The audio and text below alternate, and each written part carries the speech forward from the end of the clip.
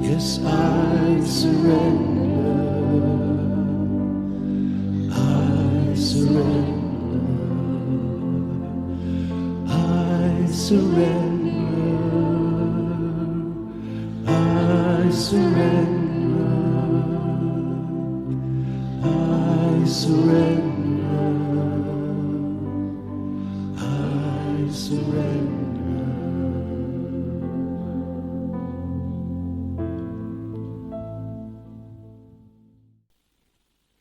Hemelse Vader, ons gee oor aan U. Ons is hier vanoggend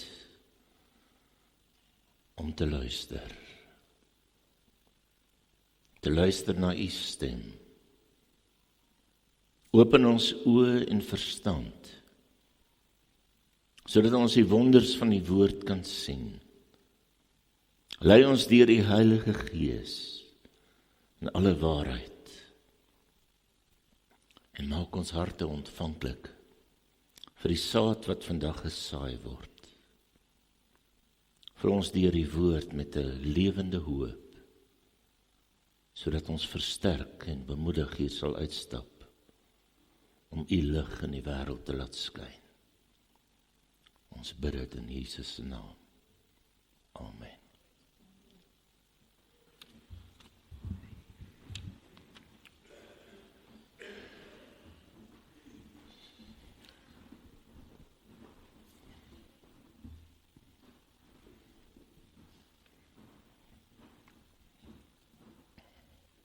Baie dankie vir julle, ons kon eintlik maar net aanhou sing het en dan gaan tee drink het.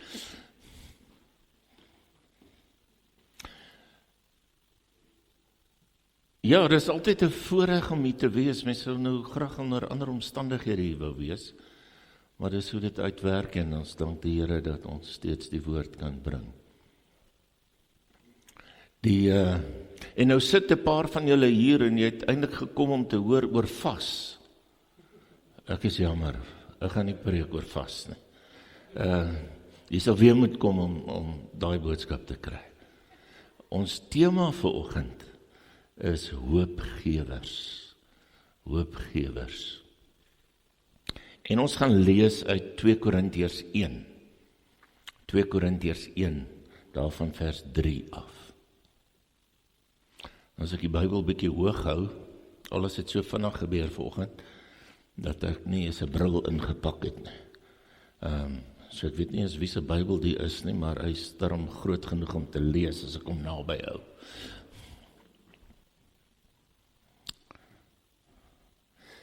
Nou vers 3 in 2 Korintiërs, hoofstuk 1 vers 3. Aan God die Vader van ons Here Jesus Christus kom al die lof toe. Hy is die Vader wat hom ontferm en die God wat in elke omstandigheid moed gee. In elke moeilikheid bemoedig hy ons. Daarom kan ons ook ander bemoedig, wat in allerlei moeilikhede verkeer. Ons kan hulle bemoedig met dieselfde bemoediging, waarmee God ons bemoedig. Want net soos daar vir ons 'n oorvloed van lyding is, ter wille van Christus, is daar ook vir ons 'n oorvloed van bemoediging, deur Christus. As ons dus in beproewing kom, is dit dat julle bemoedig en gered kan word. As ons bemoedig word, is dit om julle te bemoedig en te versterk, sodat julle met geduld dieselfde lyding kan verduur, wat ons ook verduur. En wat julle betref, het ons 'n vaste verwagting. Ons weet dat net soos julle saam met ons deel het aan die lyding, julle ook aan die bemoediging deel het. Ons gaan net tot daar lees. Daar's iets besonders aan die mens. Ons is gemaak om te hoop. Selfs in die kleinste, snaakste oomblikke is daar steeds 'n verwagting van hoop. Wie van julle doen dit? Jy kom by 'n gebou en daar's 'n huisbak en jy bly die knoppie druk, want jy hoop die huisbak gaan vinniger kom. Is dit net ek? O, goed. Vir elke een wat voltyds werk, baie van hulle so hier by donderdag, dan begin daar 'n hoop opvlam, want dit gaan amper naweek wees. Ek weet nie of julle dit ook doen nie, maar jy maak die yskas oop en daar's niks in nie. Dan maak jy hom toe en 'n paar minute later maak jy hom weer oop en daar's steeds niks in nie en dan gaan jy 'n derde keer en jy maak hom oop want jy hoop intussen het daar iets gebeur. Maar daar het niks gebeur nie. Jy kies die vinnige ry by die supermark, want jy hoop jy gaan vinniger uitkom. En hoeveel kere het dit al gebeur as jy in daai vinnige ry gaan dan die ou wat voor is, wil skielik sy rekeninge betaal en hy wil sigarette by die sigarettoonbank hê en daar staan jy. Of jy begin 'n dieet op 'n maandag en jy hoop, maar gelukkig is daar weer 'n maandag en weer 'n maandag. Of op Sondag kry mense ook 'n hoop, maar dit begin lyk of die dominee begin klaarmaak met sy preek. Daar's groter dinge in ons lewens waarop ons hoop. Meer ernstig. Dinge waarop ons regtig hoop. Dinge wat ons ook dikwels dalk bang en onseker kan maak. Gaan ek met my geld uitkom? Gaan ek my werk behou? Gaan ek gesond bly? Gaan ek my prys kry vir my produkte? Julle sien, as daar een ding is wat ons juis nodig het, dan is dit hoop. Ons het iets nodig om aan vas te hou, sodat ons vorentoe kan gaan. Hoe help die Christelike geloof, die Christelike hoop waarvan die Bybel praat, ons in ons lewens met vrae soos hierdie? En dalk moet ons vir mekaar eers begin sê wat hoop nie is nie. Die hoop waarvan die Bybel praat, is nie 'n versekeringspolis wat al ons probleme gaan oplos en dit gaan nou verbygaan nie. Al kan ons bid vir genesing en uitkoms, en het die Here al op wonderbaarlike maniere al uitkomste gegee. Jy sien, die hoop waarvan die Bybel praat, is nie gefokus op dinge en geld en materiële goed nie. Ons hoop lê nie in ekonomiese herstel, of in gesondheid of 'n goeie pensioen nie. Al daai dinge baie belangrik vir ons. Maar ongelukkig is ons nie seker van al daai dinge nie. Ons hoop lê ook nie in beter tye en dae nie. Ons enigste hoop is gerig op God. Psalm 71 vers 5 skryf die skrywer, want U Here, U is my hoop, en op U Here het ek van jongs af vertrou. Selfs Jeremia skryf in Klaagliedere 3, die Here is goed vir wie op hom bly hoop, die mens wat na sy wil vra. En Paulus maak dit ook baie duidelik. Hy sê Christus is ons hoop. In 1 Timoteus 1 vers 1 skryf hy, Paulus, 'n apostel van Christus Jesus, volgens die bevel van God, ons verlosser en Christus Jesus, ons hoop. Ook die enigste plek waar hy dit so direk sê, Jesus Christus ons hoop.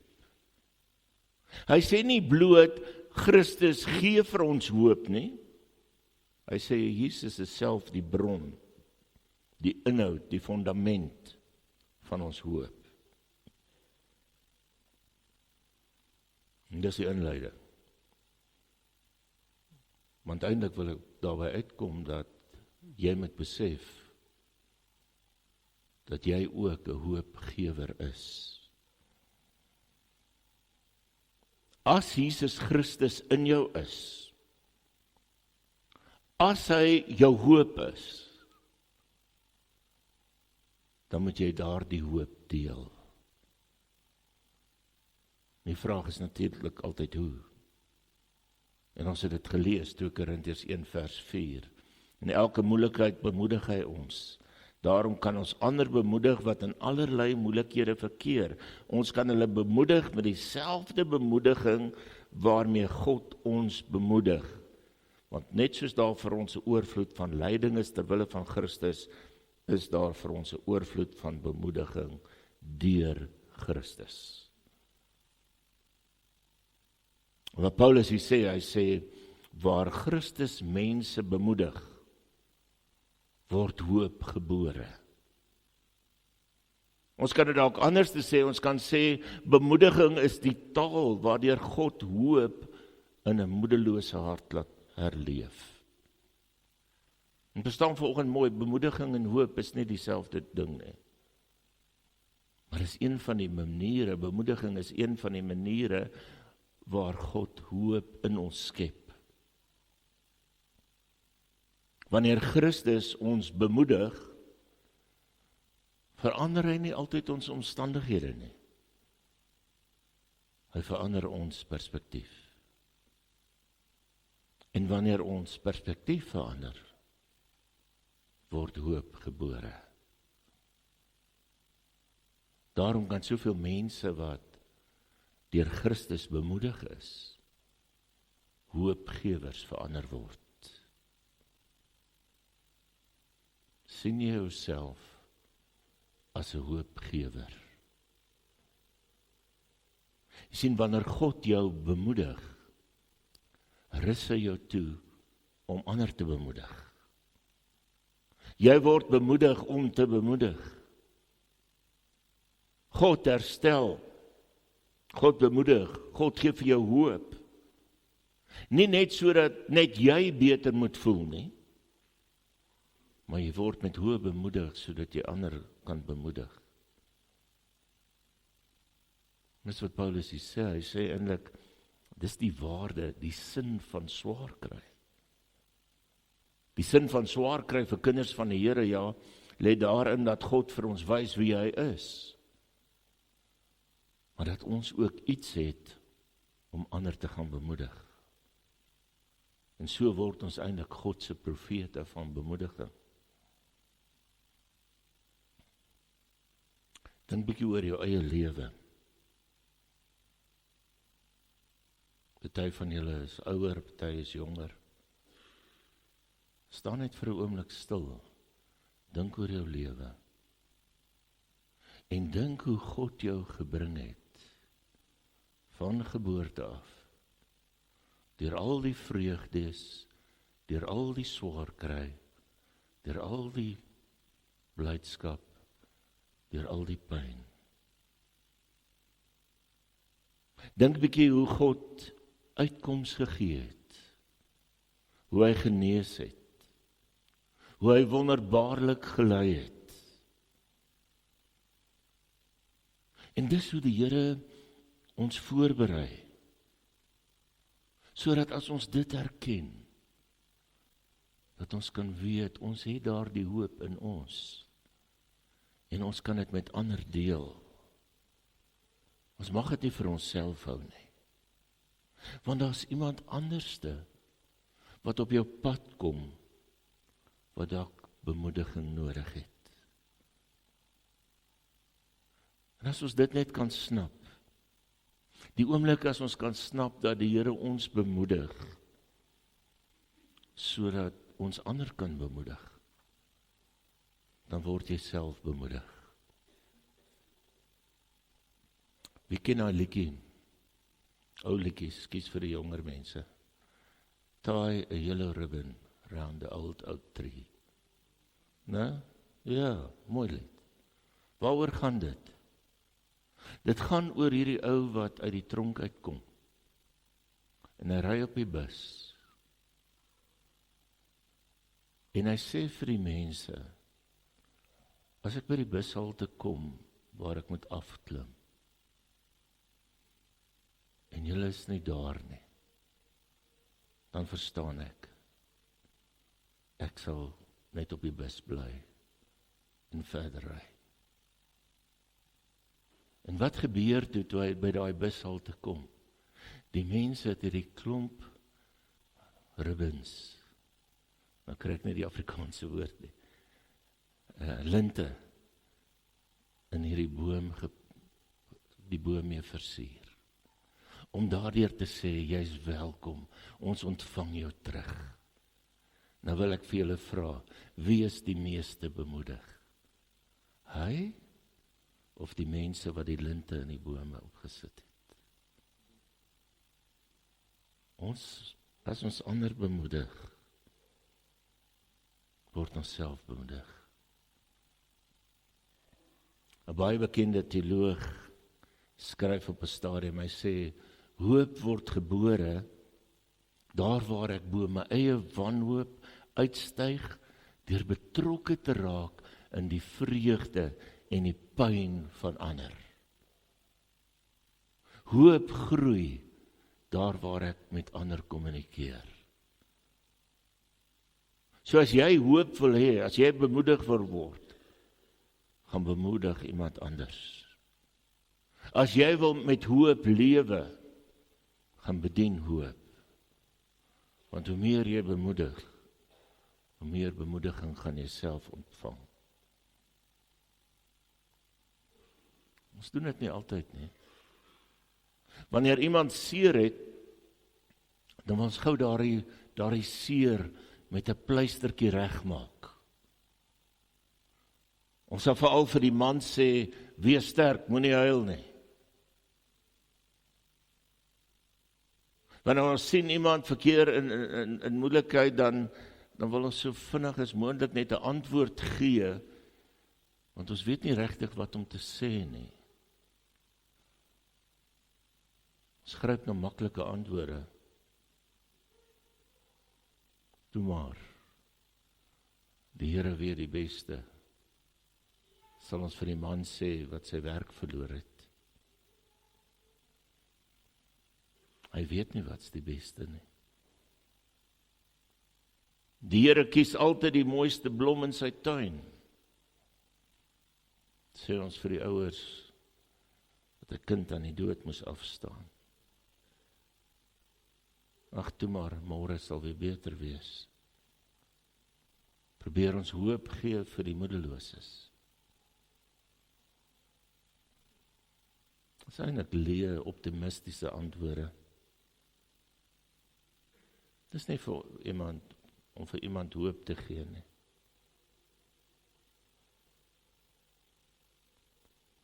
Ek het al mense gesien wat by my sit, of my vra, maar hoekom het die Here nie 'n ander blom gepluk nie? Hoekom het hy my ma weggevat toe ek klein was?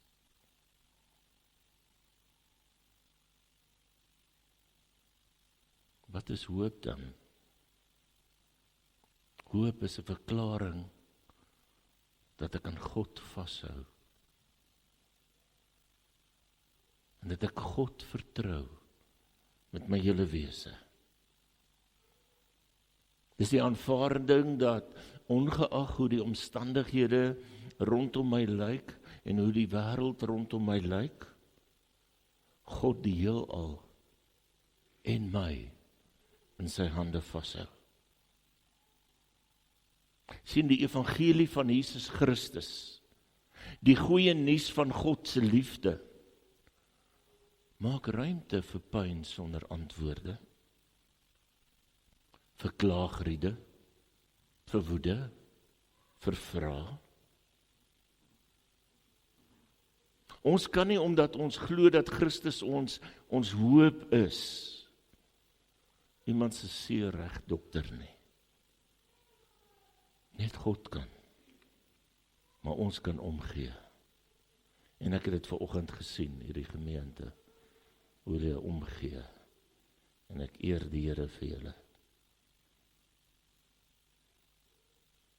Ons kan saam met iemand anders in hulle skoene gaan staan en saam uitroep, waar sal my hulp vandaan kom? Ons kan 'n drukkie gee sonder onnodige woorde. Ons kan 'n bord kos aandra sonder die verwagting dat ek iets gaan terugkry. Ek kan die sensitiwiteit aanleer om raak te sien, dis wat nodig is. En dis waar 'n behoefte is. Ek kan anders seën. Ek kan iemand word wat deur die Heilige Gees gebruik word. 'n Mens van gebed. Want jou gebede gaan in by plekke en kom uit by plekke waar jy nie altyd kan uitkom of ingaan nie. En die Heilige Gees gebruik juis mense van gebed. En julle ken daai gedeelte in Jakobus 1 vers 16 wat sê, die gebed van 'n gelowige het 'n kragtige uitwerking. Iemand skryf, gebed beweeg die hand wat die wêreld beweeg. Ons kan bid vir mekaar as ons sien daar's behoeftes. Ons hoef nie altyd te sê nie. Ons kan bid wanneer ons weet iemand verkeer in pyn. Want ons mag nooit twyfel dat God dinge en mense kan verander nie. Dis juist wat Christus kom doen het met die wêreld. Moet nooit die krag van God geringskat nie. So bid onophoudelik, wees daar onophoudelik, soos jy die seën vir die wêreld. En terwyl ons dit sê, moet ons ook vir mekaar sê, sommige mense het langtermyn siektes. Omstandighede wat sleg is, die soort wat nooit weggaan nie. En sulke toestande vereis dikwels 'n spesiale soort beskikbaarheid van ons kant af. Aanvanklik, ongeag die siekte, ongeag die omstandighede, het daardie mense 'n vlaag van belangstelling gekry. Hulle deure drempels deurtrap. Maar mettertyd het die aandag vervaag. Ons weet nie wat om te sê nie. En hulle bly alleen agter. En ons weet ook, as genesing of uitkoms nie kom nie, kan dit hoop verpletter. Daarom moet ons naby hulle bly, of verstaan ons ook nie.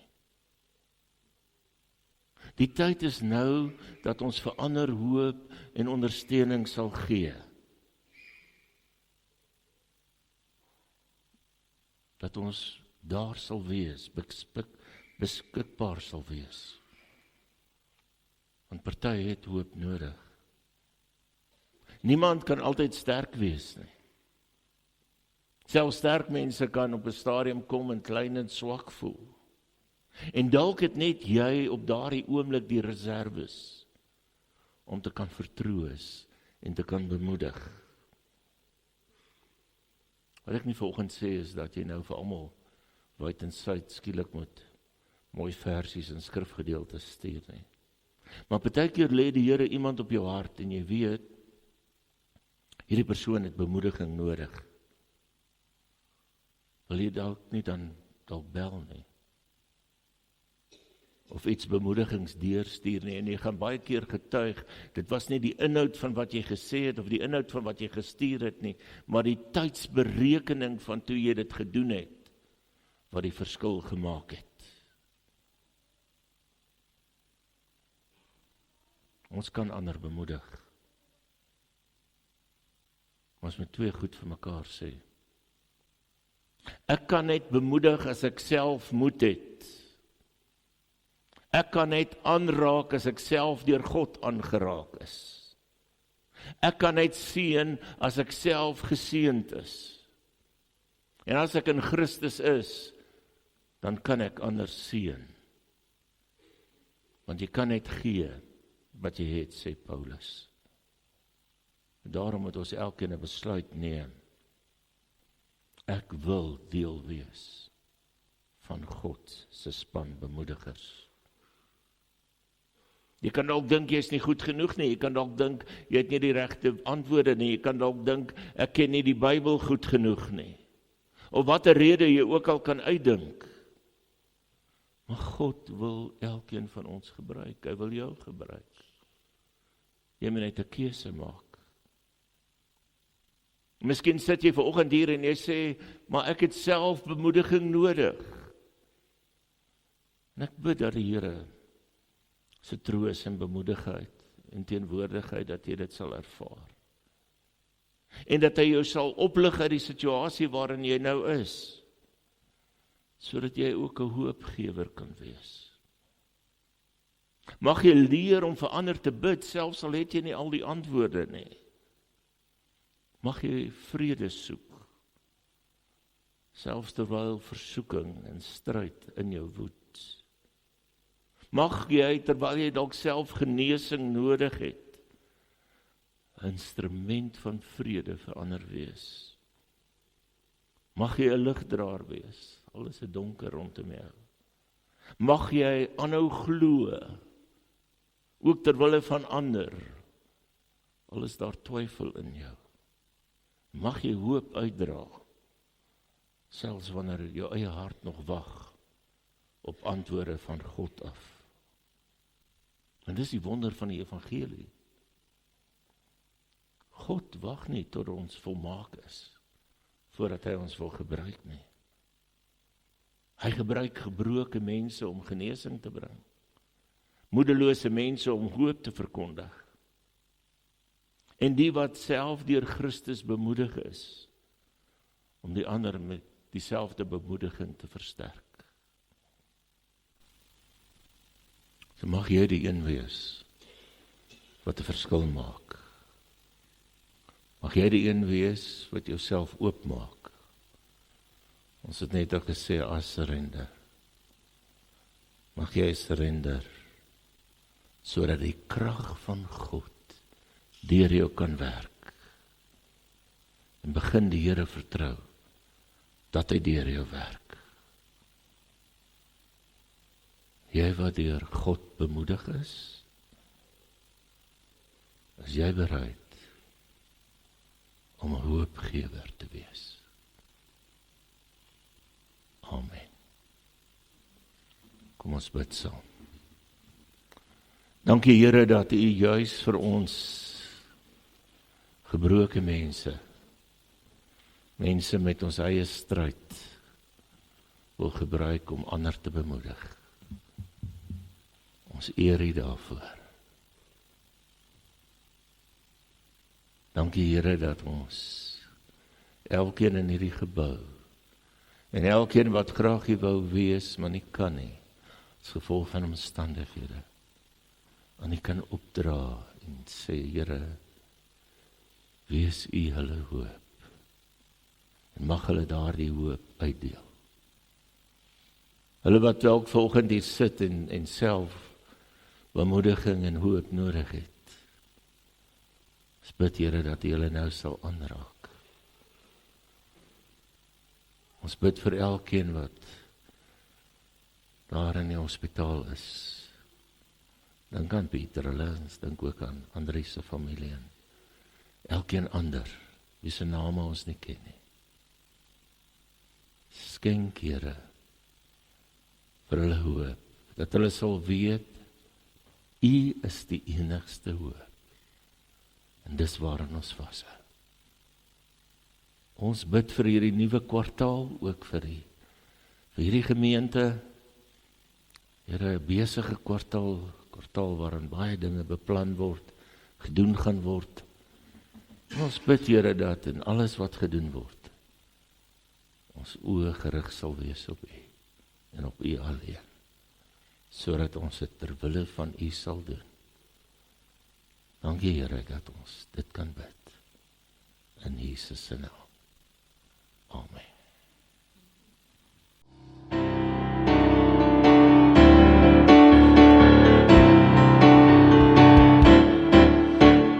Ons verklaar dat hierdie dorp aan die Here Koning behoort. En ons roep nou elke hart om gehoor te gee aan sy woord. Ek op jou hoofde, mag op jou woorde, nooi die Koning in. Laat elke hart en stem sy lof besing.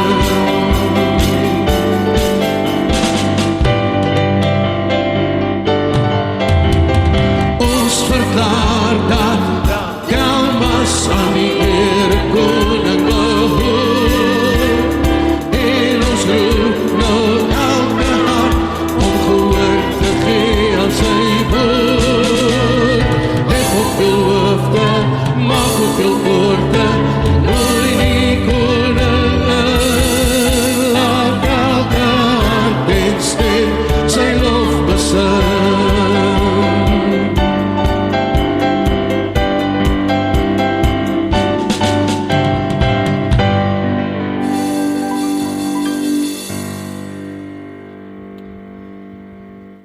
Mag God, die bron van hoop, julle deur julle geloof met alle vreugde en vrede vul, sodat julle hoop al hoe sterker kan word deur die krag van die Heilige Gees. Amen.